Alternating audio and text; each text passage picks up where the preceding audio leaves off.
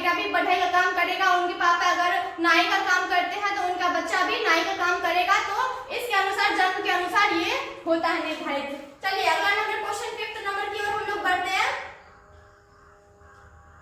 5th number हम लोग question है श्रम विभाजन का उद्देश्य क्या रहा है, यानी कि श्रम विभाजन का उद्देश्य इसका मतलब क्या रहा है, क्या इसका काम है। तो इसका क्या है, समाज में, चलिए कोई बात नहीं, इसका आंसर होगा समाज में समानता लाना। ये है ना मिसप्रिंट हो गया है, यहाँ पे क्या है समानता लिखेगा, समानता, समाज में समानता लाना। चलिए हम लोग 6th की ओर बढ़ते हैं। 6th नंबर क्वेश्चन क्या है हम लोग का, यहाँ पे है प्राचीन काल में श्रम विभाजन किस आधार पर हुआ, यानी कि क्या ना जो प्राचीन काल अभी के टाइम से बहुत दिन पहले श्रम विभाजन किस प्रकार से आधारित हुआ था। इसका आंसर क्या हो जाएगा, कार्य। अभी बताया ना आप लोग, कार्य के अनुसार, यानी कि जो भी आदमी जो काम करते हैं उनका अगला आने वाला पीढ़ी जो होता है ना, उसी काम के अनुसार उस जात में क्या होता है ना तो निर्धारित हो जाता है। चलिए अब अगला नंबर क्वेश्चन को हम लोग ध्यान देते हैं, क्या है 7th नंबर क्वेश्चन,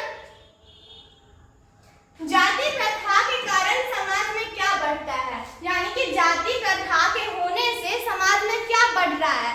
तो क्या बढ़ रहा है हम लोग का, भेदभाव, यानी कि हम लोग चैप्टर में तो पढ़े थे ना, तो जाति प्रथा के होने से हम लोग के साथ भेदभाव हो रहा है, यानी कि जो भी छोटे कास्ट के लोग हैं वो क्या है ना जो किसी बड़े कास्ट के यहाँ जा नहीं पाते हैं। आप लोग पढ़े होंगे भीमराव अम्बेडकर के बारे में, जो वो बस पे चढ़े थे तो उनको बस से उतार दिया गया था।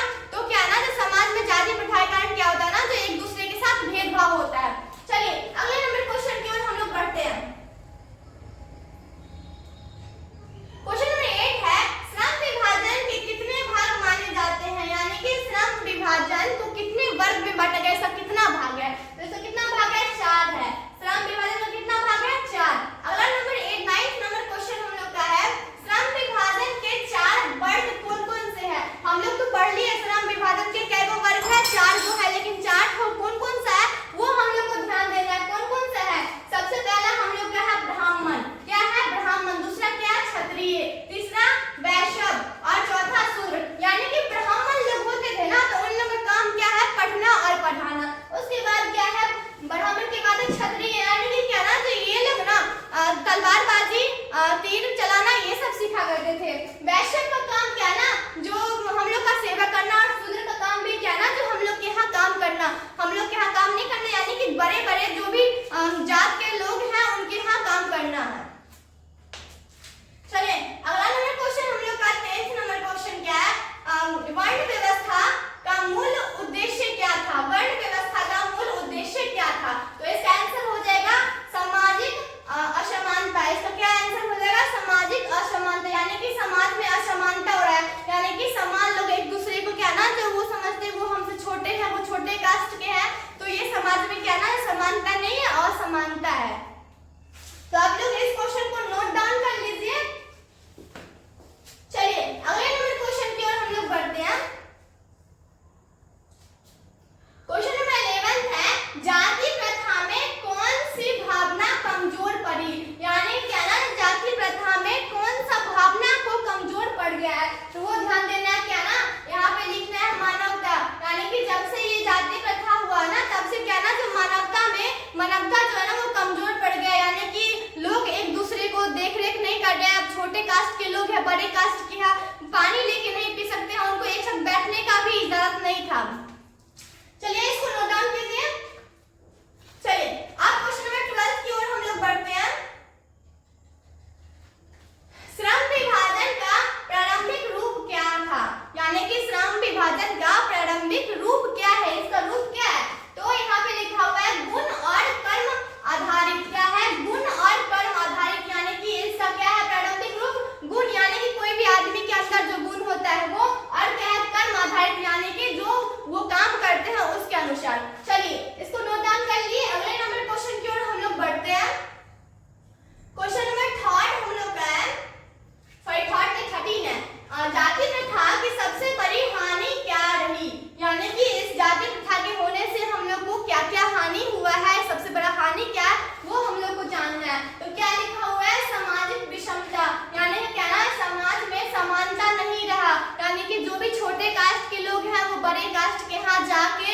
साथ बैठ नहीं सकते हैं, छोटे कास्ट के जो भी बच्चे हैं वो बड़े कास्ट के बच्चों के साथ बैठ के पढ़ नहीं सकते हैं। आप लोग भीमराव अंबेडकर के चैप्टर तो पढ़े होंगे, श्रम विभाजन और जाति प्रथा, तो उसमें आप लोग को बताया गया होगा जो भीमराव अंबेडकर छोटे कास्ट के लोग थे, छोटे कास्ट के बच्चे थे, इसलिए उनको क्लास में बैठ के पढ़ाया नहीं गया था, तो वो क्लास से बाहर ही सुन रहे थे। तो क्या ना जो भी छोटे कास्ट के जो लोग होते थे ना उनको पहले एक साथ क्लास में बैठ के पढ़ने का इजाजत नहीं था। चलिए अब क्वेश्चन नंबर हम लोग 14 की ओर बढ़ते हैं। क्वेश्चन नंबर 14 है, किसने जाति प्रथा को तोड़ने का प्रयास किया, यानी कि कौन कौन से लोग ऐसे हैं जो जाति प्रथा को तोड़ने का प्रयास किया था, इनको तोड़ने का ट्राई किया था। तो कौन कौन लोग हैं वो हम लोग को जानना है। क्या है? महात्मा गांधी, कबीर, बुद्ध, सभी, यानी कि महात्मा गांधी भी तोड़ने का प्रयास किए थे, कबीर भी और बुद्ध भी। आंसर क्या हो जाएगा? ऑप्शन नंबर डी हो जाएगा, यानी कि इस सभी ने क्या किया ना, जिसको तोड़ने का प्रयास किया था। अब क्वेश्चन नंबर 15 की ओर हम लोग बढ़ते हैं।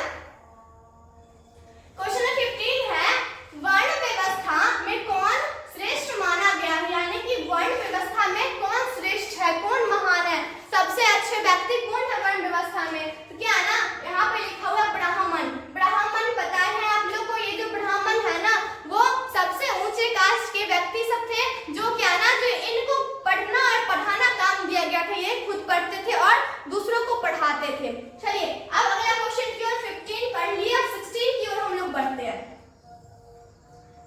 हम लोग 16 की ओर बढ़ते हैं। क्या है?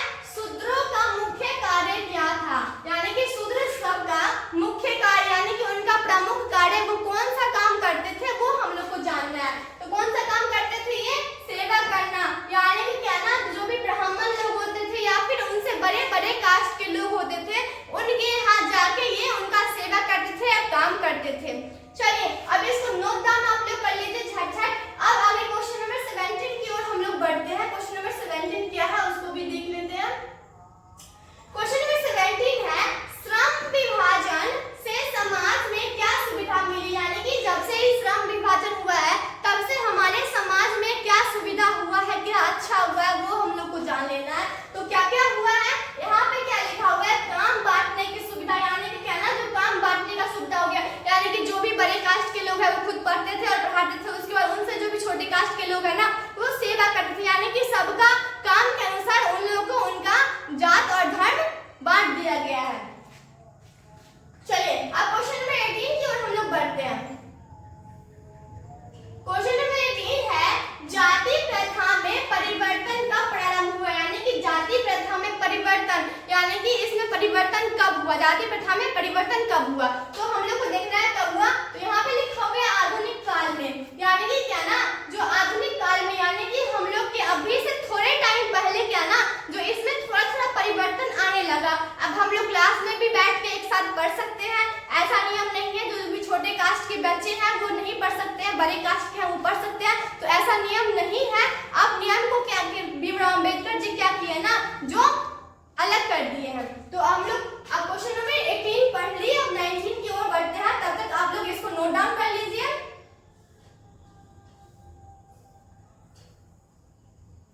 चलिए अब क्वेश्चन नंबर 19 है, श्रम विभाजन किस ग्रंथ में वर्णित है, यानी कि श्रम विभाजन जाति प्रथा इसके जो लेखक है भीमराव अंबेडकर, ये कौन सा ग्रंथ में लिखा हुआ है, इसके बारे में कौन से ग्रंथ में लिखा हुआ है। तो हम लोग को ध्यान देना है कौन से ग्रंथ में, तो वेद में लिखा है, हम लोग का है ना सबसे बड़ा ग्रंथ वेद और पुराण, तो उसमें हम लोग का लिखा हुआ है क्या, तो श्रम विभाजन लिखा हुआ है। अब क्वेश्चन नंबर हम लोग 20 की ओर बढ़ते हैं। कॉपी पेन लेके आप लोग बैठे रहिए और जो भी यहाँ पे बताया जा रहा है उसको नोट डाउन कर लीजिए। यहाँ पे क्वेश्चन नंबर 20 है, ब्राह्मण का कर्तव्य क्या है, यानी कि ब्राह्मण का कार्य क्या है, जो भी ब्राह्मण कास्ट के लोग होते थे उनका क्या काम है, उनका क्या कर्तव्य है वो हम लोग को जानना है। तो क्या काम है इनका? शिक्षा देना और अध्ययन करना, यानी कि खुद पढ़ना और दूसरे को पढ़ाना। चलिए अब क्वेश्चन नंबर 21 की ओर हम लोग बढ़ते हैं।